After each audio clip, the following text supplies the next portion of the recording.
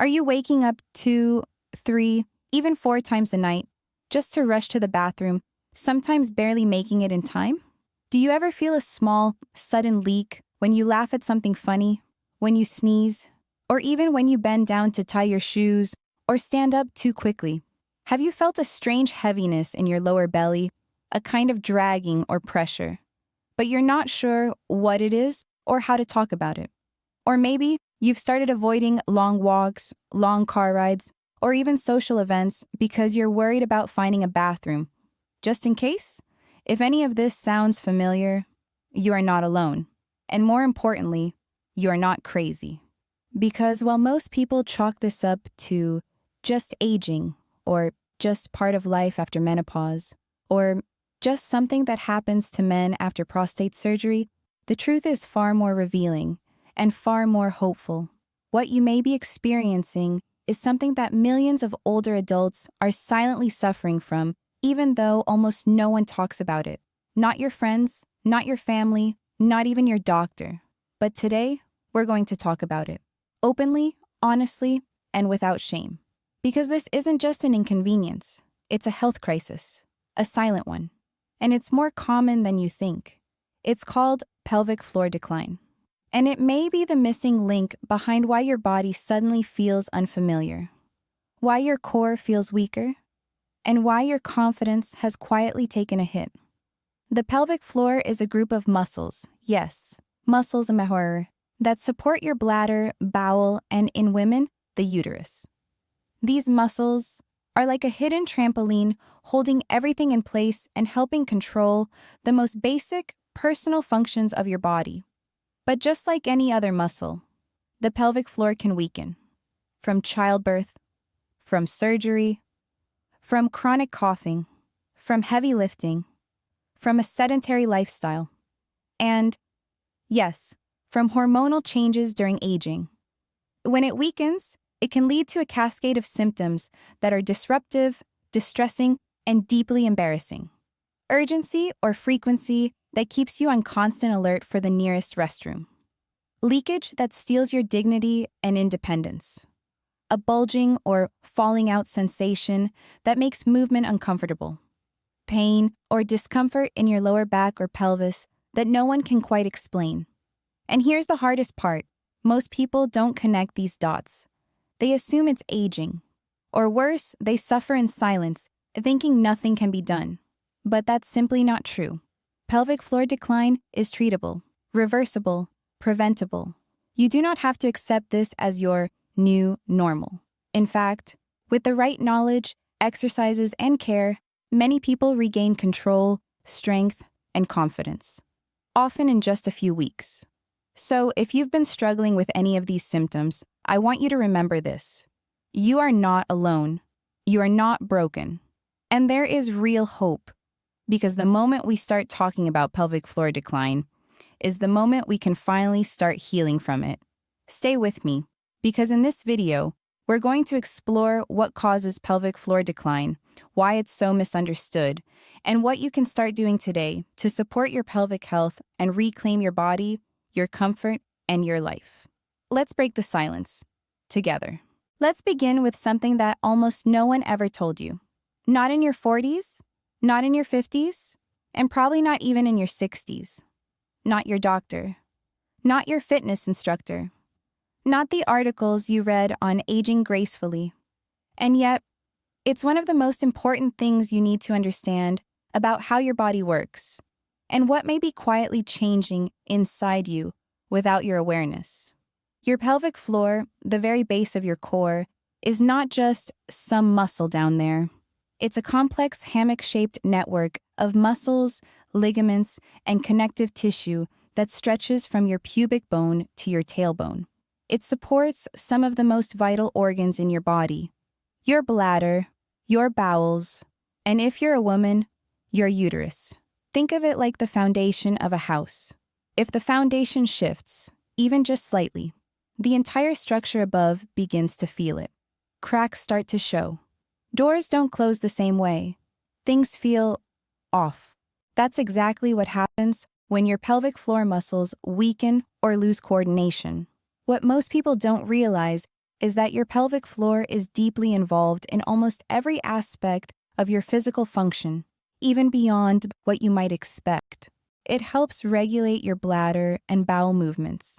It plays a central role in sexual function and sensation. It supports your posture and your lower back stability, and it connects with your deep abdominal and hip muscles to form the true core of your body, the core that actually matters. Not the six-pack kind you see on magazine covers.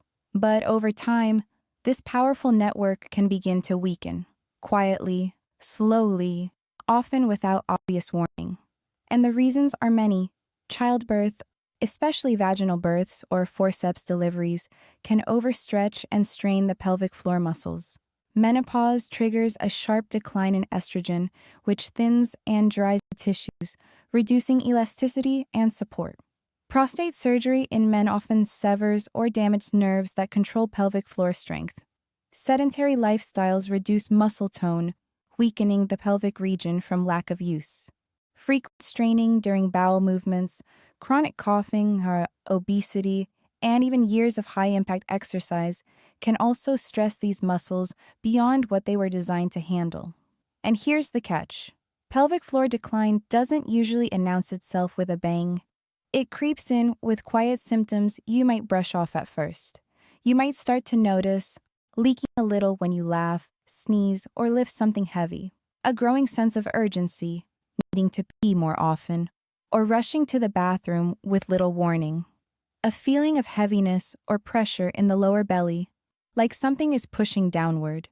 Discomfort or pain during intimacy, or a subtle loss of sensation that's hard to describe but deeply frustrating. Even lower back pain or a weird unsteadiness in your core when you walk, stand, or try to balance. And just when you start to wonder if something might really be wrong, here's the part that will shock you the most. No one talks about this. Not your regular doctor, not your friends, not even many specialists, unless you know exactly what to ask. Instead, you're told, just do some Kegels. Drink less water at night. Wear pads. It's part of aging. Live with it, but the truth?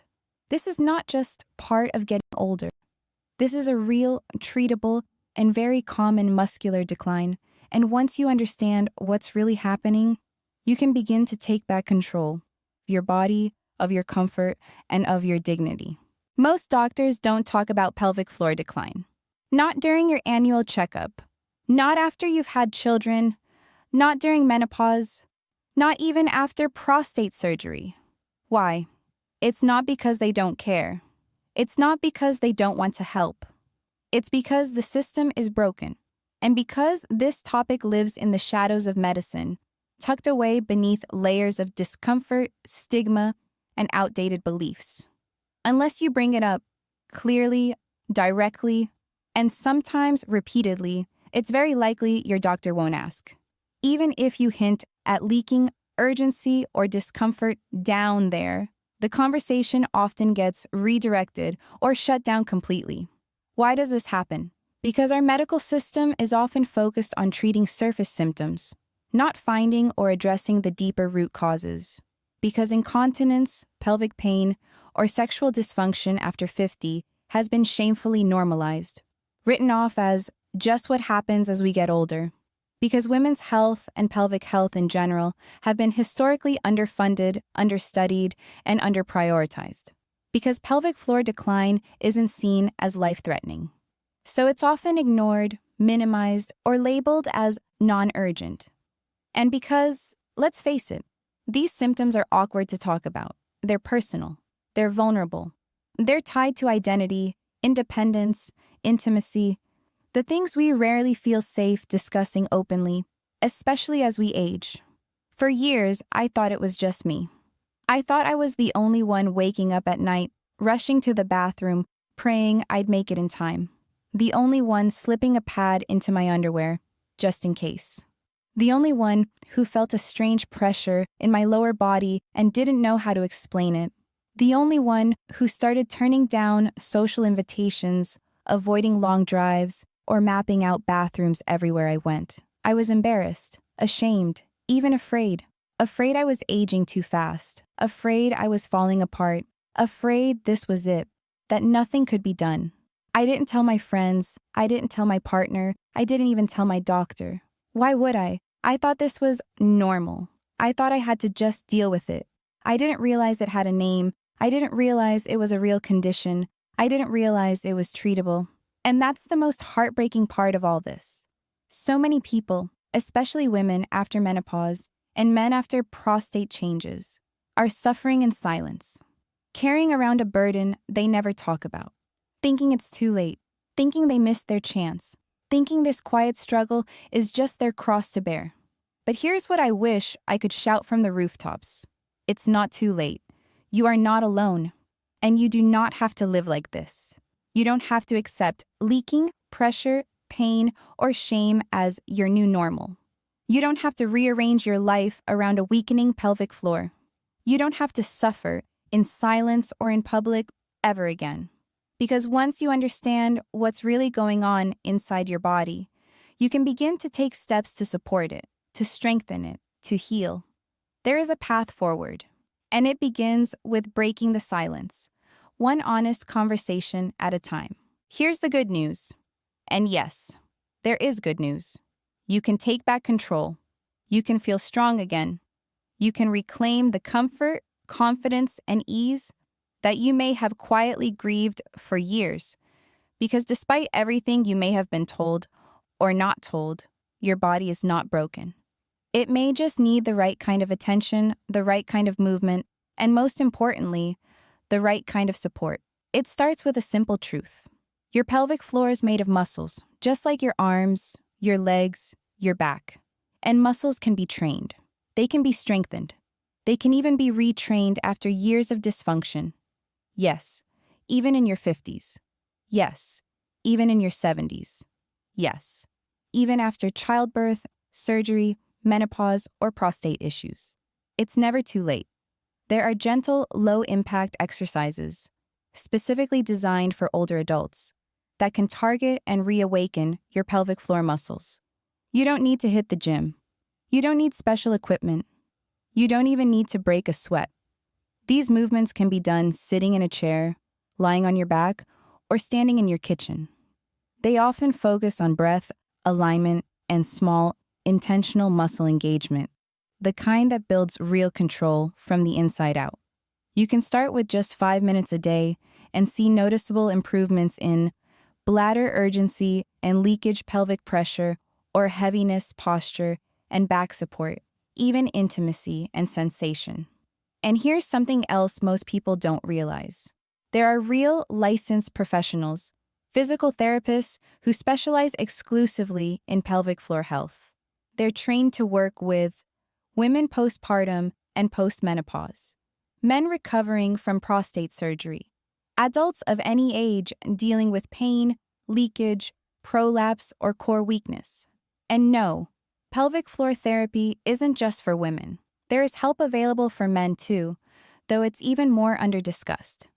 These specialists can assess how your body is functioning and build a personalized plan just for you. No guesswork, no judgment, just science-based care focused on restoring your quality of life. Even better, there are small daily habits that can reinforce your progress, and many of them are surprisingly simple. Adjusting your sitting posture so your pelvic floor isn't compressed all day. Breathing in a way that engages your diaphragm and deep core instead of shallow chest breathing. Drinking enough water, yes, more water, not less, to keep your bladder healthy and avoid irritation. Avoiding heavy pushing or straining during bowel movements, which puts unnecessary stress on the pelvic area. And gently incorporating balance and walking exercises that keep your entire lower body connected and strong. Every small change you make creates a ripple effect. Your body begins to remember what strength feels like. Your brain reconnects to the muscles it's forgotten how to use. And little by little, you stop feeling like a prisoner in your own body. But it all starts with one thing: awareness. Awareness that this is a real issue. Awareness that you're not alone. Awareness that help exists and healing is absolutely possible. Then comes the second step, support. Support from the right resources, from trained experts, from your own self-education. Support from people who won't dismiss or minimize what you're feeling. And finally, the most powerful piece of all, the courage to believe this truth. I don't have to just live with this. I deserve to feel strong again. I deserve to feel safe, confident, and in control of my own body. And I'm ready to take that first step. Because healing doesn't begin in the muscles. It begins in your mind and heart, the moment you realize that your best years can still feel like your best years. What's even more fascinating, and something most people never realize, is that your pelvic floor is not an isolated part of your body. It's not just some hidden set of muscles that only matters when you're in the bathroom. It's actually deeply and intimately connected to your nervous system, your breathing patterns, your posture, and even your emotional experiences. In fact, one of the biggest hidden causes of pelvic floor tension or weakness isn't just aging or childbirth or surgery. It's stress. Yes, stress. The kind of daily, low-grade anxiety we've learned to live with. The high-alert feeling when life gets overwhelming. The subconscious holding patterns we've built over years of pushing through pain, silence, or trauma. When you feel anxious or afraid, whether it's from a sudden argument or just years of holding it all together, your body instinctively tightens. Your shoulders rise. Your jaw clenches. Your breath gets shallow. Your stomach contracts. And most people don't know this. Your pelvic floor tightens too. That tension, if held repeatedly or chronically, can lead to pelvic pain, leaking caused by muscle imbalance pressure that feels like something is falling down.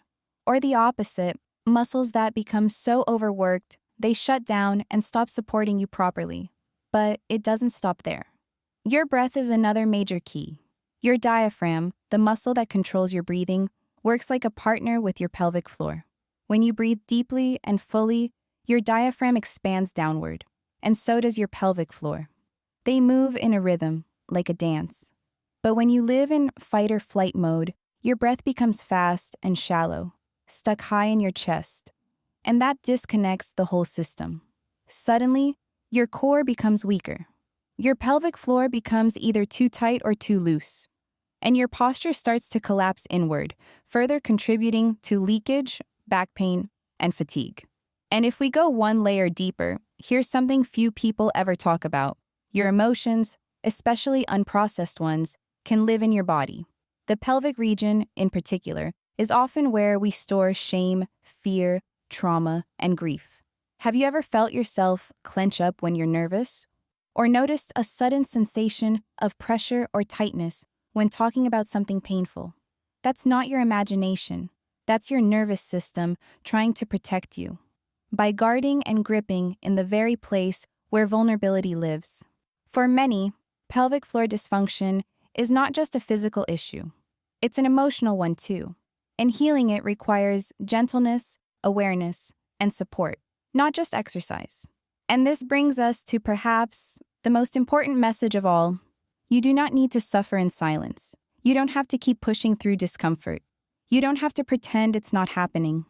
You don't have to shrink your world, avoiding long walks, long trips, or even laughter, just to feel safe.